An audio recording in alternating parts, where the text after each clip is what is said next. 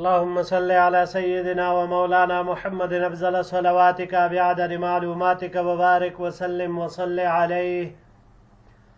بسم اللہ الرحمن الرحیم. عزیز طلباء کرام، امید ہے انشاءاللہ العزیز آپ سب خیر و عافیت کے ساتھ ہوں گے. جامع السنن الترمذی جلد ثانی کے ابواب تفسیر القرآن عن رسول اللہ صلی اللہ علیہ وسلم کے باب ما جاء ومن سورۃ النور کے دوسرے حصے کے ساتھ اللہ جل شانہ کے فضل و کرم سے ایک مرتبہ پھر آپ حضرات کے خدمت میں حاضر ہونے کا موقع ملا. بحمد اللہ تعالی. عزیز طلباء کرام، آج ہمارا سبق نمبر 394 ہے، تو بڑھتے ہیں اپنے سبق کی طرف.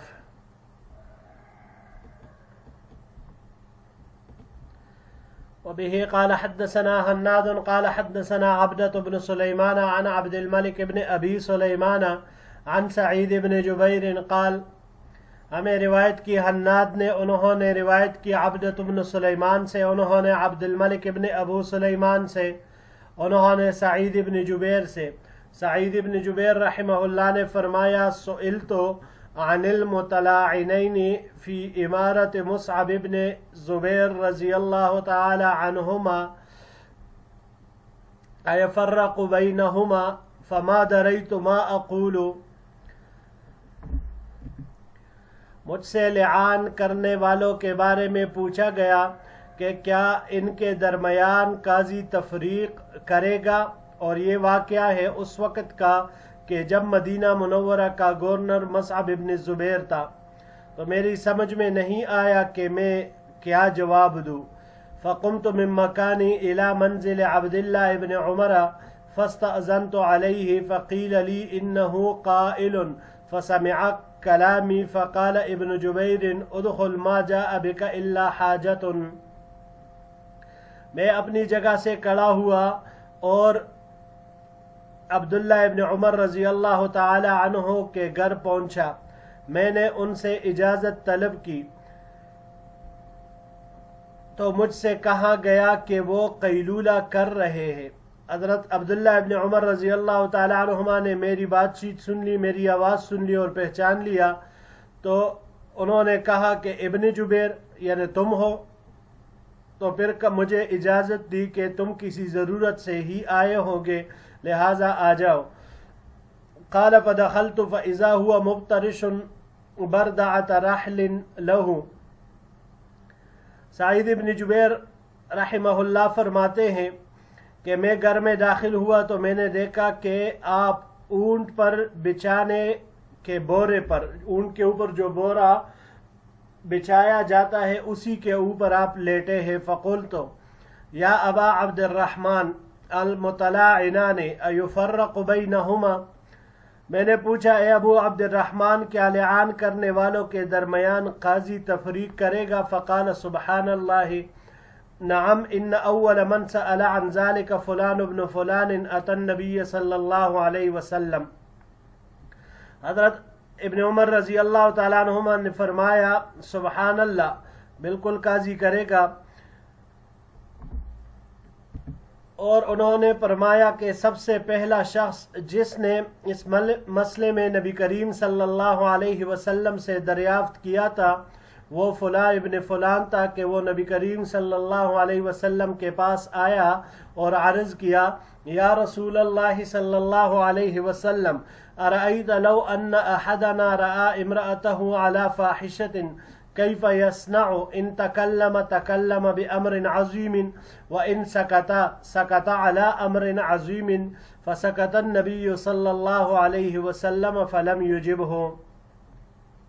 اے اللہ کے رسول صلی اللہ علیہ وسلم، آپ کیا کہتے ہیں کہ اگر کوئی شخص اپنی بیوی کو معاذ اللہ زنا کرتے ہوئے دیکھے تو کیا کرے؟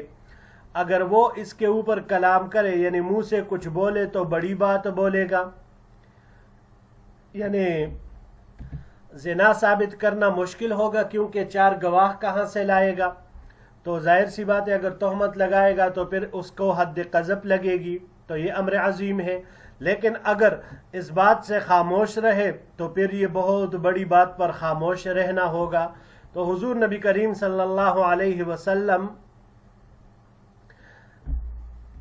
خاموش رہے اور اس شخص کو کوئی جواب نہ دیا۔ اگلے سلائیڈ کی طرف بڑھتے ہیں جی۔ فلما كان بعد ذلك أتى النبي صلى الله عليه وسلم فقال إن الذي سألتك عنه قد ابتليت به۔ وہ شخص آئے، وہ صاحب آئے، حضور نبی کریم صلی اللہ علیہ وسلم کی خدمت میں عرض کیا کہ بے شک وہ بات جو میں نے آپ سے کل پوچھی تھی اس میں حقیقت میں مبتلا ہو گئے، یعنی کل تک تو صرف شک کے اعتبار سے پوچھا تھا، آج میں نے اپنی آنکھوں سے بیوی کو اس حالت میں دیکھا۔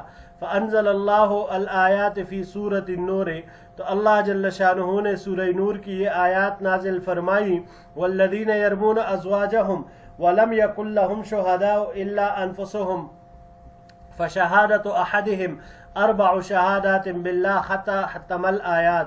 حضور نبی کریم صلی اللہ علیہ وسلم نے یہ آیات جو بالکل رکوع کے اختتام تک ہی ہے ان کو تلاوت فرمایا اور یہ آیات نازل ہوئی۔ قال فدعا الرجل فتلاهن عليه ووعظه وذكره واخبره ان عذاب الدنيا اهون من عذاب الآخرة۔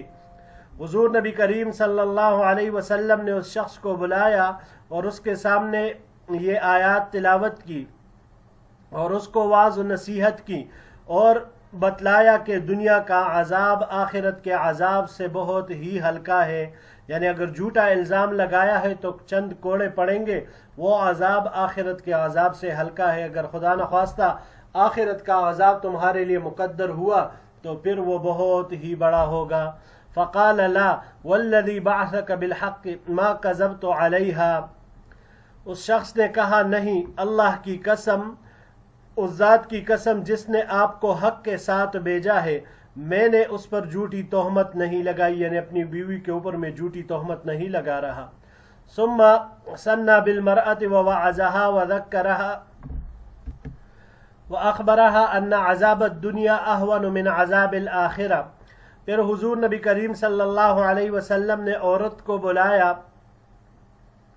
اس کو بھی نصیحت و موعظت کی اور بتلایا کہ دنیا کا عذاب آخرت کے عذاب سے ہلکا ہے۔ فقالت لا والذی بعثک بالحق ما صدق، اس نے بھی کہا نہیں، قسم ہے اس ذات کی جس نے آپ کو حق کے ساتھ مبعوث فرمایا ہے، اس نے سچ نہیں بولا۔ قال فبدأ بالرجل، راوی کہتے ہیں عبداللہ ابن عمر رضی اللہ تعالیٰ عنہ کہتے ہیں کہ حضور نبی کریم صلی اللہ علیہ وسلم نے مرد سے ابتدا کی۔ فشاہد اربع شہادات باللہ انہ لمن الصادقین، اس نے 4 مرتبہ قسمیں کھائی اس بات کے اوپر کہ وہ سچا ہے۔ والخامسۃ ان لعنت اللہ علیہ ان کان من الکاذبین، اور 5ویں قسم اس مرتبہ یہ اللہ کی لعنت کے لیے کھائی کہ اگر وہ جھوٹا ہے تو اس کے اوپر اللہ کی لعنت ہو۔ 5ویں مرتبہ پھر یہ کہے 4 قسم اور 5ویں دفعہ پر لعنت بیچنا ہے۔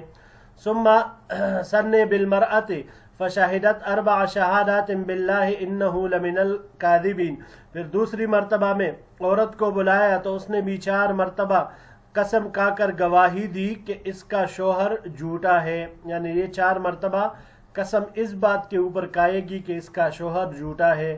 والخامسۃ ان غضب اللہ علیہا ان کان من الصادقین، اور 5ویں مرتبہ میں یہ کہے گی کہ اس عورت پر اللہ کا غضب ہو اگر شوہر سچا ہے۔ ثم فرق بینہما، پھر حضور نبی کریم صلی اللہ علیہ وسلم نے ان دونوں کے درمیان تفریق کر دی، یعنی ان کا نکاح ختم کر دیا۔ وفی الباب عن سہل بن سعد وہذا حدیث حسن صحیح، اس باب میں سہل بن سعد رضی اللہ تعالیٰ عنہ سے بھی روایت مروی ہے، یہ حدیث حسن صحیح ہے۔ جی عزیز طلباء کرام، سورہ نور اس کی آیات مبارکہ آیت نمبر 6 سے لے کر 9 نمبر تک اس میں لعان کا بیان آیا ہے اور تفصیل سے آیا ہے۔ اگر کوئی مرد اپنی بیوی پر معاذ اللہ زنا کی تہمت لگائے تو عام مردوں کے لیے تو یہ ہے کسی دوسرے کے اوپر لگانا، تو اس کے لیے تو 4 گواہ ہوں گے، لیکن گھر کا معاملہ الگ طرح سے ہے، تو لہٰذا اگر زوج 4 گواہ قائم نہ کر سکے تو پھر وہ کیا کرے گا؟ تو اس کے لیے اللہ جل شانہ نے لعان والے یہ آیات مبارکہ نازل فرمائے۔ اب عزیز طلباء کرام، لعان کا طریقہ یہ ہے کہ زوجین آپس میں باہم لعان کریں گے، اور وہ یہ کہ چند مؤکد قسمیں کھائیں گے، اور اس کا طریقہ یہ ہوگا کہ پہلے مرد کو 4 قسمیں دی جائے گی، اس بات کے اوپر وہ قسم کھائے گا کہ وہ یقیناً سچا ہے۔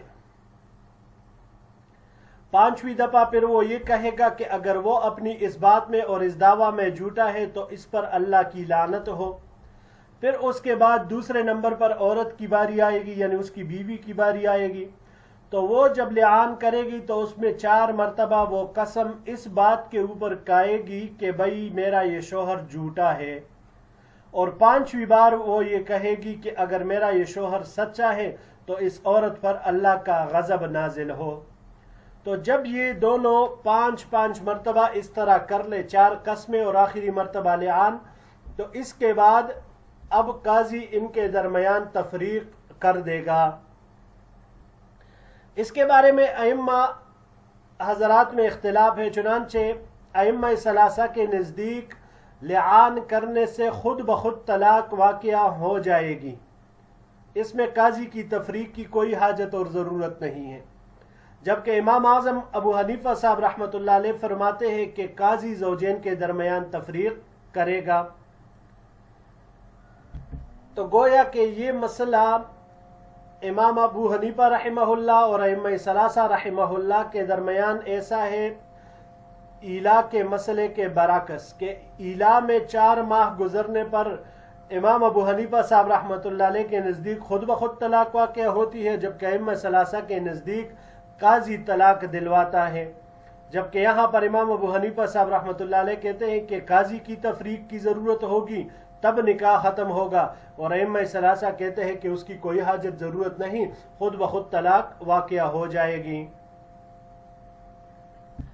یہ جو حدیث یہاں پر عزیز طلباء کرام ہم نے ذکر کیا، یہ ابتدا میں بھی ذکر ابواب الطلاق واللعان میں گزر چکا ہے پہلے جلد میں، امید ہے انشاءاللہ العزیز آپ اس کو وہاں پر پڑھ چکے ہوں گے۔ تو یہ حدیث مبارک امام اعظم ابو حنیفہ رحمہ اللہ کا مستدل ہے، اور ان کا یہ استدلال واضح ہے کہ نبی کریم صلی اللہ علیہ وسلم نے تفریق فرمائی، جیسے کہ اس روایت کے آخر میں آیا ثم فرق بینہما، کہ پھر آپ علیہ الصلاۃ والسلام نے دونوں کے درمیان تفریق کر دی، تو یہ بات واضح ہے۔ تو معلوم ہوا کہ قاضی جب لعان سے فارغ ہوں گے تو تفریق کرے گا، اور اسی تفریق سے ہی نکاح ختم ہوگا۔ یہاں پر ایک مسئلہ اور بھی ہے عزیز طلباء کرام، وہ یہ کہ اگر کوئی شخص کسی بچے کے نسب کا انکار کرے، تو بچے کے نسب کا انکار کرنا یہ بھی گویا کہ اپنی بیوی پر زنا کی تہمت لگانا ہے، تو اس صورت میں بھی لعان ہوگا، اور جب دونوں جانبین لعان کر لیں گے تو اس کے بعد بچہ ماں کے ساتھ لاحق ہو جائے گا اور باپ سے اس کا نسب منقطع ہو جائے گا، کیونکہ حضور نبی کریم صلی اللہ علیہ وسلم کے زمانے میں لعان کا ایک واقعہ اسی طرح پیش آیا تھا، تو آپ علیہ الصلاۃ والسلام نے بچے کو ماں کی طرف منسوب کیا تھا۔ اس کے بارے میں ایک اور روایت بھی ہے عزیز طلباء کرام، تو اس کو ہم انشاءاللہ العزیز اگلے درس میں ذکر کریں گے۔ تو یہی تک ہمارا آج کا سبق تھا، انشاءاللہ العزیز زندگی رہی تو اگلے درس میں ایک نئے باب کے ساتھ پھر آپ کی خدمت میں مزید سورہ نور کی تفسیری روایات کے ساتھ آپ کی خدمت میں حاضر ہوں گے۔ السلام علیکم ورحمۃ اللہ وبرکاتہ۔